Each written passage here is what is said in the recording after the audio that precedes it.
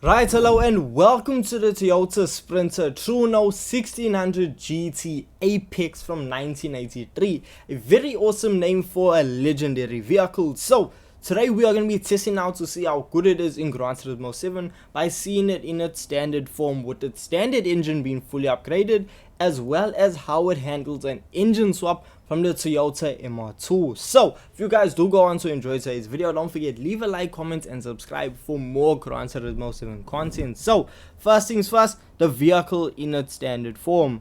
Well, before you even get your hands on the vehicle, well, you're gonna need to pick it up from the used car dealership for 52,100 credits. So it is on the cheaper end of things, but for 52,100 credits, what do you get?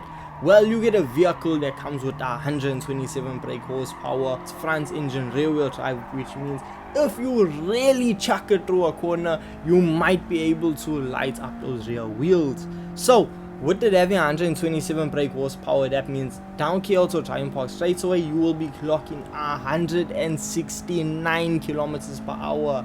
I know it's not that fast, but I mean, for 127 horsepower, you can't really be expecting much power. But that means when going around corners, you can really keep your foot planted and have no fear of actually just running off the circuit. No, the vehicle is extremely fun. It's such a joy to drive, yet it is painfully slow. I know. Around Kyoto Driving Park, when it comes to lap times, we find ourselves setting lap times around the 2-minute 14.8 second lap, and I was doing lap times around the 2-minute 26 second mark because I did actually have a moment where I spun out. Yes, it is able to actually have a slow motion crash. It is quite boring, but look, there are better ways or better things to do.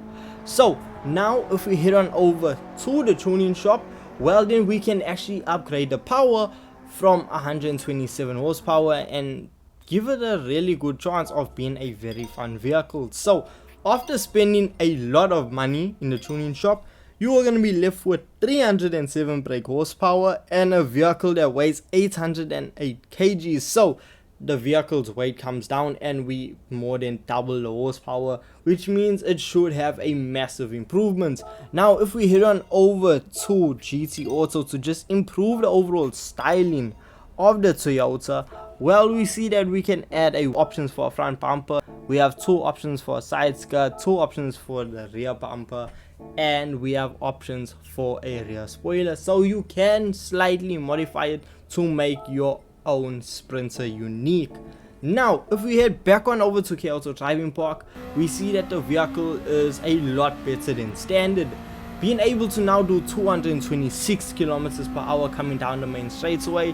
It honestly is a fun vehicle. We can feel that there's such a night and day difference from this to stock, and I'm really excited to see the engine swap, what it does to the vehicle. Now around Kyoto Driving Park, I found myself setting lap times around the 1-minute 43.0 second mark, which I mean is decent lap times. I wouldn't really say it's competitive lap times, but for the vehicle stats, it's nothing really to complain about. Look, braking, you need to slow down, but with the added power, you can actually get the vehicle's rear end to slide out, so you may enjoy yourself some sideways action. But honestly, with a vehicle like this, the only real place that you need to be using it is around a very tight circuit. You need a circuit with a lot of corners and not many straightaways, because honestly, straightaways are not this vehicle's thing, because the standard for a GEU 1.6 inline 4 is not made for doing land speed records. So let's change that engine. So now if we swap the engine from the Toyota MR2 into this vehicle and still head on over to the tuning shop to upgrade the power even further, well, we are then going to be left with 471 brake horsepower, a vehicle that weighs 864 kg. So yes, we did gain some weight, but overall, with the added 100 and almost 70 horsepower, it should make a bigger difference when it comes to actually using the vehicle. Now around Kyoto Driving Park, I'll be 100% real with you.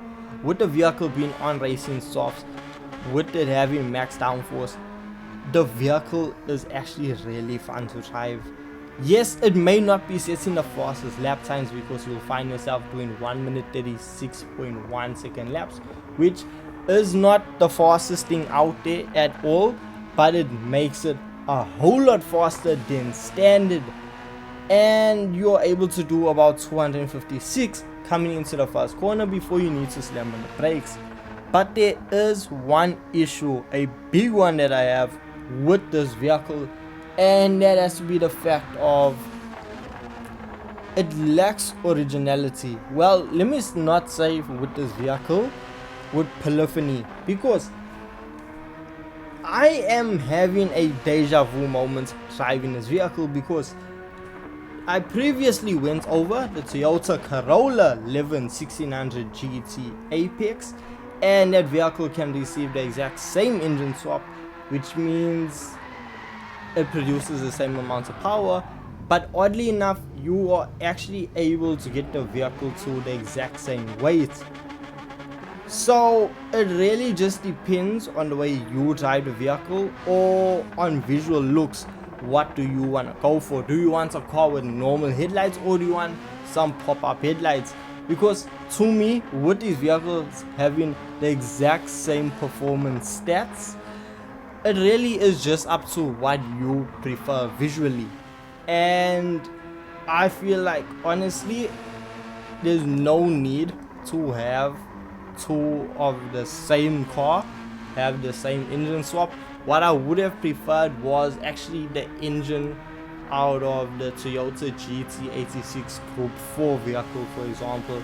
I'm not talking about like the Group 3 vehicle or anything of that caliber, but just something small. It's not a small swap, but just something like that that's different, that improves the fuel economy of the vehicle, it will improve the performance of this vehicle, and it will make it really competitive and more of an all-round vehicle. Because with me seeing an engine swap go straight into this, it's like I'm seeing double. So what is the point of engine swapping both of these vehicles if you're gonna end up with the same end result? So it really is up to you which one you prefer.